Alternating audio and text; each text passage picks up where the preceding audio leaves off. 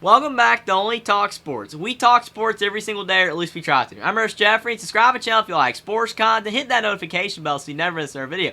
Today I'm going to be previewing and predicting the Utah versus Florida college football game, and whether I think that the Utah Utes will take care of business at home, or whether Florida will shock the college football world in week 1 by going to Rice-Eccles and pulling out a win. But then you've got the headline game on Thursday night, Florida at Utah. Now this is a game that a lot of people remember from last season, where Cam Rising, the quarterback for the Utah Utes, threw a pick at the end of the game, and it cost Utah a chance to be able to win at the Swamp. And Utah was favored to win that game, and they were a team that a lot of people felt could be a college football playoff contender, and that really set them back. This year, I would think that Utah's expectations are a little bit tempered, but they're still ranked 14th. A lot of people are high on Utah, and this year it's in Rice-Eccles, and that makes a massive difference because the Swamp and Rice-Eccles are two of the better home environments in college football, and the fact that Utah had to go all the way on the road at Florida last year, and even though Florida was an up-and-down team, Anthony Richardson played one of his better field games last year against Utah in that game. He had that massive run that put him on the Heisman map for really brief, and it helped his draft stock for sure in that game. And even though throughout the season he was inconsistent, that Utah game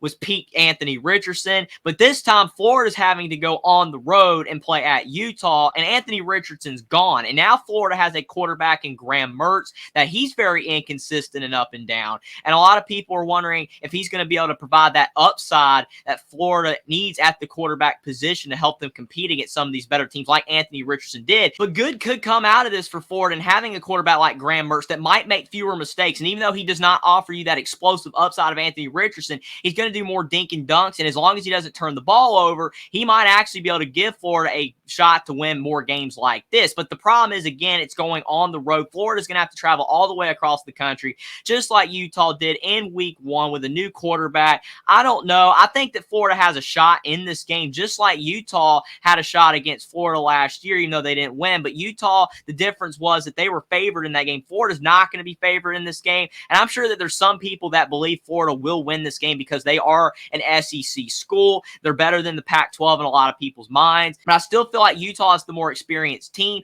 Florida might have more talent on paper because Billy Napier's doing a great job getting talented players on offense and defense to come to the Florida Gators, even better than Dan Mullen was able to do. But Utah, again, has veterans. But there's just been breaking news that Cam Rising will not be playing in this game against the Florida Gators. And despite everything that I've just said, everything that leans Utah's way, because of all the experience they do have on the defensive side of the ball, and the fact that their offense, you have a quarterback that is one of the most experienced in college football. If Cam Rising was playing in this game, I would definitely be picking Utah to win fairly easily, at least by around 10 to 14 points. I think that Florida would have been able to keep it close, especially considering the fact that a lot of people actually are fairly high on Florida and thinking that they could be a solid team this year and they could be competitive in this game. But now Florida's definitely going to be competitive in this game, because also Utah is probably not going to have tight end Brent Kuithe as well. It looks like he might not be playing, and that's going to really hurt Utah's experience on the offensive side of the ball. Quarterback Bryson Barnes, he's a junior. He has played for Utah in limited opportunities before, so he's going to have to step up to the plate and at least provide about half of the production of what Cam Rising would normally do in a big game like this. And if Bryson Barnes could just stay turnover free and use that Rice-Eccles crowd to his advantage and to the team's advantage and get Florida on their heels, all you got to do is get Florida